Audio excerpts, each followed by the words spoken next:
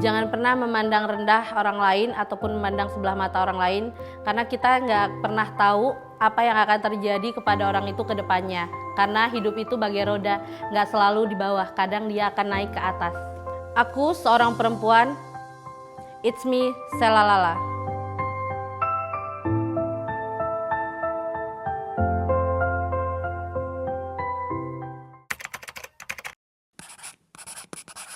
Sejujurnya aku nggak tahu arti namanya apa ya, karena aku juga nggak pernah nanya sama emak aku, mau nanya sama bapak aku udah almarhum, jadi belum sempet nanya.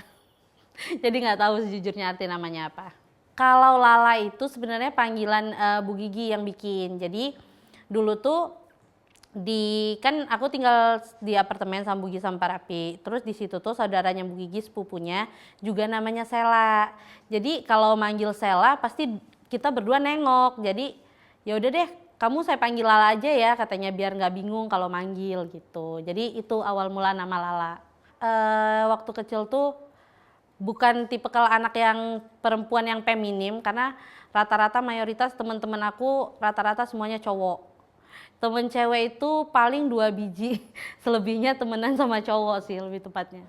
Masa kecil kehidupan di Lampung tuh ya sama aja sih sama kehidupan seperti biasa-biasanya, cuman beda sama kehidupan kota. Kalau kehidupan kota kan di sini yang mana kita tahu kan kalau kehidupan kota tuh lebih kayak ya mainnya di mall, mainnya itu di tempat permainan. Kalau di kampung tuh lebih kayak main-mainan tradisional, kayak main kelereng, main gundu, lompat tali, masak-masakan gitu-gitu sih. Kalau yang paling kangenin tuh suasana di Lampungnya sih ya, kayak kalau di Lampung tuh kayak kumpul keluarganya, terus kalau ada acara-acara apa gitu semua keluarga tuh kumpul, terus dan juga makanan-makanannya sih kayak makan bareng, nyeruit bareng, itu sih yang dikangenin.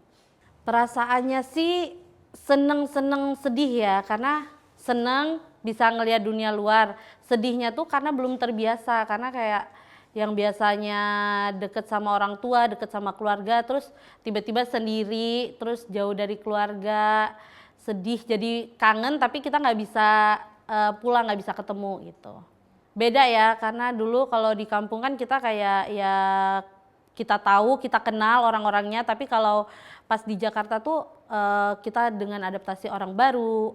Terus kalau di kampung kan satu suku ya, maksudnya ada sih suku lain, cuman kan masih bisa apa sih beradaptasi. Tapi kalau di sini kan dengan sukunya beda, terus karakter orangnya beda, terus dengan cara bahasa, terus tutur katanya juga beda-beda. Jadi kayak kaget sih awal-awalnya di sini jujur. Karena udah kelamaan di kota, kayaknya aku masa tuanya milih di kota aja.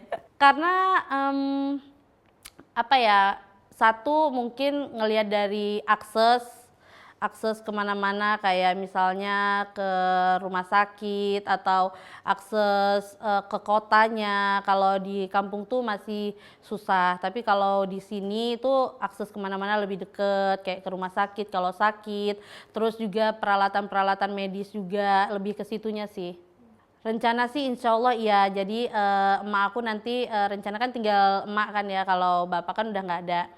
Emak insya Allah kalau nanti rumah aku jadi mau aku bawa ke sini, tapi ya balik lagi ke emak, karena orang tua tuh kan kalau udah biasa di kampung dibawa ke Jakarta tuh biasanya banyak yang nggak betah ya, apalagi dengan kegiatan dia yang biasa di kampung terus pindah ke Jakarta yang biasanya nggak ada kegiatan, biasanya nggak betah. Nanti mungkin lagi mau diobrolin lagi. Kalau kedekatan sih aku tuh sebenarnya nggak terlalu deket sama orang tua, karena aku tuh anak tengah-tengah. Jadi aku tuh 5 bersaudara. Di atas aku tuh 2 cewek, di bawah aku tuh 2 cowok. Jadi bener-bener aku tuh anak tengah-tengah. Jadi kayak ya emang nggak terlalu deket gitu sama orang tua gitu loh. Sama bapak juga nggak terlalu deket. Aku dulu lebih deketnya sama kakek lebih. Dulu tuh aku tuh waktu di kampung tuh kan ya bukan dari orang yang berada, bukan juga orang yang kekurangan gitu ya, sedang lah gitu. Tapi dulu di saat almarhum bapakku meninggal, posisinya aku tuh masih kelas 2 SMK. Yang mana tuh pengeluaran tuh masih banyak banget. Pengeluaran masih banyak, terus adik aku juga 2 sekolah, terus yang kerja tuh dulu tuh cuman kakak aku yang pertama, karena kakak aku yang kedua tuh udah nikah. Udah nikah sama suaminya, terus tinggal kakak aku yang pertama. Terus kebutuhan sekolah kan di kampung tuh lumayan ya. Jadi dulu tuh aku kalau pulang sekolah biasanya aku tuh bantuin emak ke ladang. Jadi setiap pulang sekolah tuh aku tuh ngambil sayuran. Aku ngambil sayuran, terus aku ikut sendiri, aku bawa ke pasar. Jadi aku pulang sekolah nih jam 1, terus makan, ganti baju, terus baru pergi ke ladang, terus ngambilin sayuran kayak dulu tuh daun singkong muda, bayam, kangkung, terus kacang panjang gitu. Karena emak aku tuh bikin kebun gitu loh, jadi aku ngambilin, aku iketin, terus pagi-pagi berangkat sekolah, kalau nggak sore-sore, kalau misalnya masih keburu, aku tuh ngider pakai motor gitu. Tapi alhamdulillahnya tuh aku tuh bukan tipikal orang yang gengsian, jadi nggak malu gitu loh, bukan yang tipikal orang yang anak yang maluan atau gengsian gitu. Jadi aku biasanya sore-sore tuh aku ngider keliling gitu ya, keliling desa-desa gitu bawa sayuran. Kalau misalnya itu ada pesanan pasar, biasanya karena aku udah langganan. Di pasar tuh aku ada langganan, jadi aku biasanya langsung nganter pagi-pagi berangkat sekolah, bawa sekalian dipakein karung, ditaruh di depan motor, terus bawa nganterin ke pasar baru sekolah dulu gitu. Dulu sih mungkin penyesalan sih, adanya penyesalan tuh, nyeselnya tuh kayak bukan nyesel sih ya, cuman kayak ngerasa sedih aja karena di saat anak-anaknya udah bisa jadi orang gitu, maksudnya dalam artian anak-anaknya udah bisa nih ngasih kebahagiaan buat mereka, tapi buat almarhum bapak gitu, tapi dia tuh nggak bisa ngerasain gitu, udah nggak bisa menikmati lagi hasil anaknya gitu, hasil, maksudnya kita tuh mau balas budi gitu atas perjuangan dia selama ini, tapi dia udah nggak bisa menikmati lagi hasil kerja keras kita anak-anaknya gitu sih yang ini. Kalau pesan dari emak aku sih, kalau kerja tuh yang jujur, jaga kepercayaan orang, karena kepercayaan itu mahal harganya. Jadi jangan pernah ngecewain, karena yang pasti kerja tuh jujur katanya, jangan pernah bohong, jangan pernah panjang tangan, walau apapun yang dilihat, kalau itu bukan hak jangan diambil. Jadi kalaupun mau sesuatu, mending minta daripada ngambil yang bukan hak kamu, katanya gitu. Jadi yang ditanemin emak aku itu adalah jujur, terus sama orang tuh jaga kepercayaan orang. Kalau orang udah percaya harus kita jaga bener-bener, karena kepercayaan itu susah buat didapat gitu. Awal kerjanya tuh gini, jadi dulu tuh aku tuh baru banget lulus sekolah 2015. Jadi aku tuh main ke Tangerang ke rumah kakak aku, ke kontrakan sih bukan rumah. Kontrakan kakak aku, di sana sambil nunggu ijazah, ceritanya liburan. Liburan akhir ini baru lulusan, terus sambil nunggu ijazah, dan juga kan aku belum punya KTP, KTP-nya belum keluar, ijazah juga belum keluar, jadi aku liburan lah di sana. Terus beberapa semingguan aku liburan di sana, bosen terus kayak kata kakakku, ya udah bikin aja surat lamaran kerja katanya, biar nanti pas ijazah sama KTP-nya jadi tinggal nyebar gitu. Terus masih foto-foto gitu-gitu, bikin foto. Tiba-tiba kakak ipar aku pulang dari kerja. Jadi kakak iparku tuh kerja di Frame Ridge. Ya, jaga di security di sana di Frame Ridge. Terus dia bilang, mau nggak katanya, daripada nunggu KTP sama ijazah masih lama, ini Bu Rita dia baru punya cucu katanya, mau nggak buat bantuin buat jagain sama beresin barangnya, bukan megang bayi. Karena aku juga emang notabene nggak bisa megang bayi. Sebenarnya bisa kan, di kampung kan kita biasa megang sepupu, tapi kan nggak spesifik gitu loh, bukan yang bener-bener untuk bayi gitu. Nah jadi karena dia bilangnya nggak megang bayi, ya aku mau lah, ya udahlah bolehlah iseng-iseng sambil nunggu ijazah sama KTP keluar. Terus ya udah dibawalah ke Cempaka Putih waktu itu di kantor Prime Ridge. Nah dibawa ke Cempaka Putih, diwawancara, ditanya-tanya gitu-gitu sama ada dulu Bu Hani. adik iparnya Bu Rita yang nanya-nanya, terus dibawa ke apartemen dulu. Kan dulu Bu Gigi sama Pak Repi tinggalnya di apartemen. Terus ya udah itu mulainya kerjanya. Perasaannya tuh awalnya tuh nggak tahu ya, karena aku jujur aku nggak tahu kalau itu tuh Pak Rapi sama Bu Gigi itu artis gitu loh, nggak tahu awalnya, nggak tahu, bener-bener nggak tahu. Jadi kayak ya udah cuman mau jagain cucunya Bu Rita gitu doang taunya. Terus pas tiba-tiba dibawa ke apartemen kaget sih awalnya, karena tiba-tiba banyak orang, banyak kamera yang di situ di apartemen itu. Terus kaget aja, kayak bingung, kaget, terus kayak nggak tahu mau ngapain. Ya udah aku cuman diem aja, awal-awal datang tuh cuman diem ngeliatin karena emang nggak ngerti gitu sih awalnya. Kalau aku megang Rafathar tuh pas Rafathar udah umur setahun. Waktu bayi aku nggak megang sama sekali, karena waktu bayi itu yang megang tuh Bu Rita sama Bu Gigi. Jadi aku tuh kayak cuman nyiapin kalau mau pergi, terus nyiapin botolnya, nyiapin mandinya, sama paling baju-bajunya doang. Kalau megang aku nggak megang sama sekali, karena aku megangnya itu pas Rafathar umur setahun. Rafathar itu anaknya tuh anak yang ceria, terus dia tuh anaknya baik, cuman gengsian, baik, ceria, itu sih 3 kata. Gengsian dia tuh, jadi kayak dia tuh nggak bakal ngeliatin kayak dia tuh di depan orang banyak tuh dia nggak akan ngeliatin kayak misalnya itu kayak anak-anak pada umumnya kan kayak manja-manjaan gitu-gitu kan. Kalau dia tuh nggak, kalau di depan umum dia nggak akan kayak gitu, dia bakal biasa aja. Tapi nanti dia tuh anaknya baik banget, sweet banget, bener-bener sweet banget anaknya. Karena banyak sih yang orang nggak tahu gitu ya, karena yang orang lihat tuh mungkin hanya karena sepenggal video atau foto doang gitu. Sebenarnya Rafathar tuh anak yang sangat baik, cuman mungkin dia tuh belum bisa mengontrol emosinya, mengekspresikan dirinya, apalagi di kondisi dia yang pernah trauma. Jadi Rafathar tuh pernah punya trauma dulunya, dia tuh nggak gitu sih. Dulu tuh dia tuh anaknya ceria banget. Karena dia pernah punya trauma waktu film Rafathar, terus ketemu orang banyak, ke bioskop-bioskop daerah-daerah yang banyak orang. Terus waktu itu dia tuh sering kayak diteriakin, bahkan dia pernah trauma tuh dia pakai topeng selama berapa bulan keluar rumah. Dia nggak berani ngasih lihat mukanya. Jadi setiap keluar rumah dia pasti pakai topeng. Jadi setiap dipanggil orang dia pasti marah. Karena dia trauma, karena apa ya, dulu tuh kayak kan namanya orang kan ngefans ya, suka gemes lucu ngeliat dia.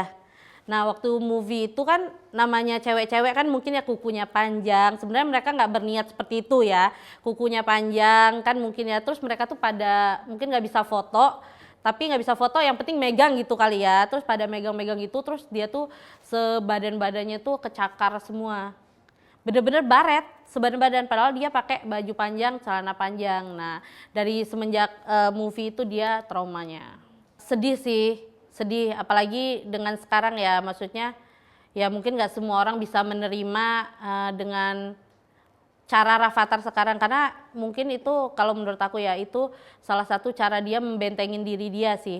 Karena sekarang kan dia kalau ada yang mau ngajak foto dia nggak mau, ada yang mau ngajak ini dia nggak mau, dan banyak orang yang menilai kayak ih sombong banget, ih belagu banget. Sebenarnya kalau menurut aku karena orang itu nggak tahu, ya aku memaklumi sih karena dia nggak tahu mungkin ya. Kalau menurut aku itu adalah salah satu cara dia untuk kayak apa sih, membentengi diri dia gitu, melindungi diri dia sendiri dan mengekspresikan perasaan dia gitu. Cuman sebagian besar orang nggak bisa menerima itu, bahkan mengatakan kayak sombong, belagu, ngapain jadi anak artis kalau nggak mau diajak foto. Sumpah ada yang pernah ngomong gitu, ngapain jadi artis kalau nggak mau diajak foto gitu. Aku sampai sering berantem sih gara-gara itu sama orang, karena sering dengar kayak gitu kan, karena kita yang tahu nih, kita yang tahu karakter anaknya, kita yang tahu anaknya gimana, terus dengar omongan itu dari orang, sebenarnya ya kita juga nggak boleh marah karena karena dia juga nggak tahu kan sebenarnya gimana. Cuman ya namanya manusiawi ya, gondok juga gitu. Cuman ya udah, ya gimana lagi gitu.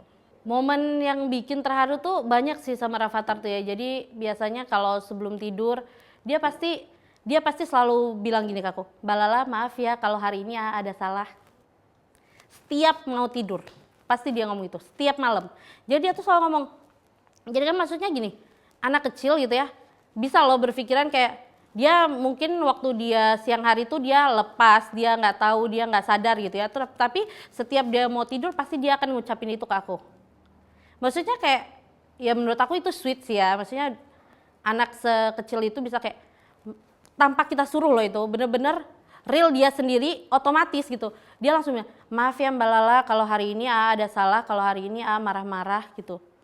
Itu menurut aku sweet sih ya, kalau menurut aku sendiri. Terus kalau lebaran, setiap lebaran, jadi Rafathar tuh punya celengan. Gimana ya, aku tuh mau diambil tapi nggak enak, tapi itu ininya dia. Jadi setiap lebaran tuh dia tuh pasti ngasih aku uang 200.000. Katanya gini, dia selalu bilang, nih Mbak Lala THR buat Mbak Lala. Tapi semua orang nggak ada yang tahu, nggak ada yang dikasih. Dia cuma ngomong sama mamanya doang, Mama kasih uang buat Mbak Lala, buat THR Mbak Lala, katanya gitu. Jadi kan kayak terharu gitu loh, kayak anak kecil gitu loh. Tapi terus dia nyuruh aku bikin YouTube. Padahal banyak banget orang yang sering ngomong kayaknya, eksploitasi anak bos gitu. Padahal aku tuh emang udah nggak mau bikin YouTube sebenarnya. Cuman dari Parapi sama Bu Gigi udah ngebolehin. Ya udah bikin aja YouTube, kata bapak sama ibu. Kalau mau bikin YouTube nggak apa-apa, biar kamu juga ada penghasilan gitu. Terus untuk ngambil endorse juga, dulu tuh aku nggak ambil endorse sama sekali. Terus kata Parapi sama Bu Ami, aku inget banget Bu Ami bilang gini, udah Sialala nggak usah dengerin orang, kata Bu Ami. Anggap aja itu rezeki kamu, katanya, karena itu tuh ibarat kayak uang jatuh buat kamu, katanya, itu rezeki buat kamu, itu ambil aja, nggak usah kamu dengerin omongin orang. Karena kan dulu kan aku sering banget tuh dibilangin kayak, aji mumpung, manfaatin fasilitas di rumah bos, bla bla bla bla. Tapi alhamdulillahnya aku ketemu bos baik, keluarganya ataupun bosnya juga baik gitu. Bu Ami sama bapak selalu bilang, kamu ngapain sih dengerin omongan netizen, udah biarin aja mereka mau ngomong apa, nggak usah didengar, katanya gitu. Itu yang selalu aku ini sih kebaikan dari Parapi sama Bu Gigi. Terus dari Rafatharnya juga mengalir gitu ke anaknya. Dulu aku nggak mau bikin YouTube, terus kata Rafathar, Mbak Lala bikin aja YouTube. Nanti kalau Mbak Lala udah dapet uang, Mbak Lala bisa beli rumah di sini. Jadi Mbak Lala tetap bekerja sama AA, katanya gitu kan. Jadi terharu ya. Anak kecil kayak gitu bisa mikir sejauh itu gitu. Tadinya aku ragu karena kan aku bikin endorse saja, aku terima endorse saja, aku diomongin gitu kayak gitu, gimana aku bikin YouTube gitu. Takutnya nanti banyak yang ngomong-ngomong lagi. Terus tapi aku dikasih tahu Parapi lagi, udah nggak usah dengerin omongan orang, biarin aja. Yang penting kan toh kamu juga digajinya bukan sama mereka, yang gaji kamu kan saya gitu. Terus yang bos kamu kan saya, bukan mereka. Jadi nggak usah dipikirin omongan mereka. Ya walaupun kalau baca komen mereka sih tetap sakit hati. Tapi alhamdulillah dari Parapi, Bu Gigi, Bu Ami, Bu Rita semuanya baik. Terus semuanya juga ngedukung. Rafathar semuanya juga. Ini YouTube aku aja isinya sama Rafathar semua, sama Rayanza gitu. Karena emang nggak ada emang dianya yang mau, ayo Mbak kita bikin konten ini yuk, ayo Mbak bikin ini Mbak biar banyak yang nonton, biar nanti subscriber Mbak Lala banyak, biar Mbak Lala dapet silver button, biar dapet yang gold, katanya gitu. Ya itu sih yang bikin aku terharu, maksudnya kayak anak sekecil itu bisa kayak kebaikannya Masya Allah. Waktu awal-awal kerja dulu pernah ngerasa pengen keluar tuh sempat, karena satu aku nggak betah di mobil, aku tuh mabokan orangnya. Kalau Parapi sama Bu Gigi tuh alhamdulillah, kalau menurut aku itu bos yang super duper baik, Masya Allah sekali ya. Agak susah sih ya, sekarang udah mulai agak susah karena Rayanzanya udah bisa ngelawan. Dia udah bisa mukul beneran, udah bisa nonjok beneran kalau ngelawan. Jadi paling dipisahin, Sus ngambil Rayanza, aku ngambil Rafathar. Jadi kita udah lerai, berpisah, bawa anak masing-masing.